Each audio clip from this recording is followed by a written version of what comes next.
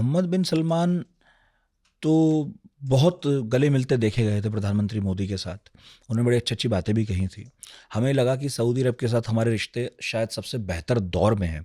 और हमें ये भी पता था कि मोहम्मद बिन सलमान बहुत स्वतंत्र विदेश नीति का पालन करते हैं। बाइडेन के फ़ोन भी उन्होंने कोई ऐसा नहीं उठाए ही थे, और ट्रंप के साथ भी ऐसा नहीं। उनकी बहुत ही ज़्यादा अच्छी दोस्ती है।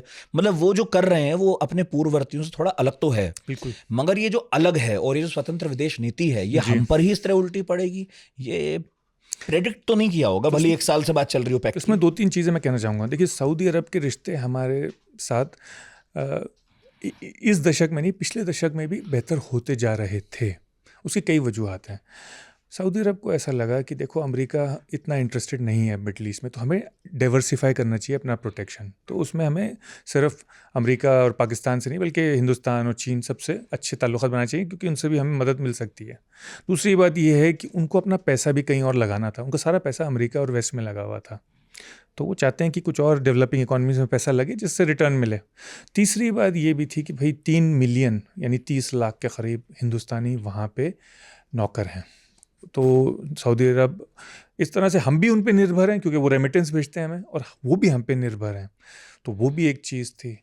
तो ताल्लुक़ात किंग अब्दुल्ला के ज़माने से, यानी MBS से पहले, और मनमोहन सिंह के ज़माने से काफ़ी अच्छे लोग। उससे पहले भी ठीक ही थे, बुरे नहीं थे हमारे हालात। नरसिम्हा राव के ज़माने में भी ठीक थे सब।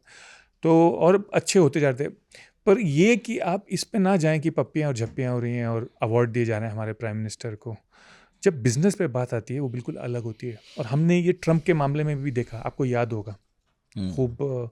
अब की बार ट्रंप सरकार हुई और गले भी मिले गए, पर जब धंधे पे बात आई तो धंधे पे ही हुई बात। फिर इसी तरह से शी जिनपिंग के साथ झूले भी झूले गए, पर जब काम आई, वक्त की कटार जब आई तो उसी पे हुई। तो सऊदी अरब भी अपना प्रोटेक्शन देख रहा है, और जब कोई मुल्क अपना हिफाजत देखता है ना, तो फिर वो और कुछ नहीं देखता।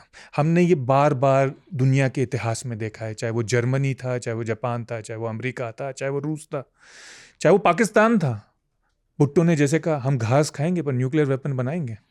तो जो अपनी प्रोटेक्ट, हमने खुद, हम किसी के सामने झुके क्या? अमेरिका के सामने झुके क्या? किसी के सामने हम झुके नहीं? झुके ना। जब हमारा प्रोटेक्शन, जब हमारे नेशनल इंटरेस्ट पे बात आई तो हम बांग्लादेश में भी घुसे, और साहब हम श्रीलंका में भी घुसे, और साहब हमने जब सही समझा अपने प्रोटेक्शन के लिए तो हमने किया। तो इसी तरह से सऊदी अरब भी अपना प्रोटेक्शन देख रहा है। उसको लग रहा है कि भाई अमेरिका इतना इंटरेस्टेड नहीं है। ऊपर से उसको लग रहा है कि भाई इजराइल जो है वो बेलगाम हो गया है बिल्कुल।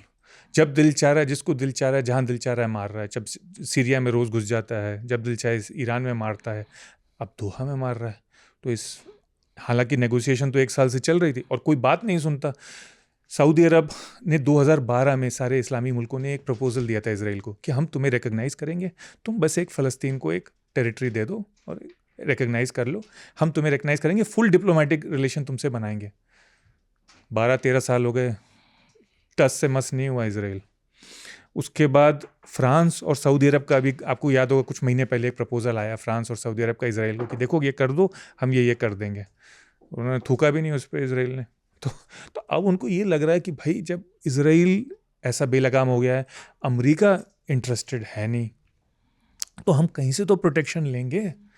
तो मैं उनको ब्लेम नहीं करता इस पर। हर मुल्क अपना फ़ायदा, अपना हिफाजत पहले देखता है, तो वो भी अपनी हिफाजत देख रहे हैं। इसी तरह से मुझे तो इस बात पे हैरानी हो रही है कि UAE नहीं कर रहा और बहरीन नहीं देख रहा और कतर नहीं कर रहा ऐसा।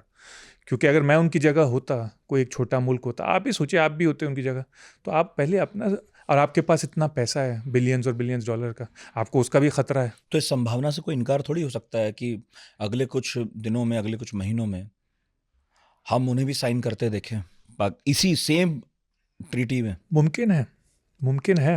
ख़ास तौर से अब, क्योंकि पहले, सबसे पहले सऊदी अरब और इन सबको, UAE कतर को ईरान से डर लगता था, क्योंकि ईरान नज़दीक था, ईरान ताकतवर था, और ईरान के बहुत सारे पिट्ठू थे पूरे में फैले हुए, उनकी एक्सेस थी।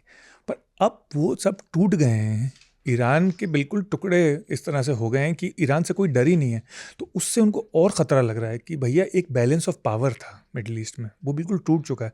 अब जो है इजराइल इस तरह से हावी है, इस तरह से दबंगी कर रहा है कि भाई कल हो सकता है दुबई में भी घुस जाए, कल हो सकता है अबू धाबी, रियाद, किसी को भी पीट दे जब दिल चाहे, आपके साइंटिस्ट मार दे, आपके इंजीनियर मारते हैं, आपके तो वो इस तरह से प्रोटेक्शन चाह रहे हैं।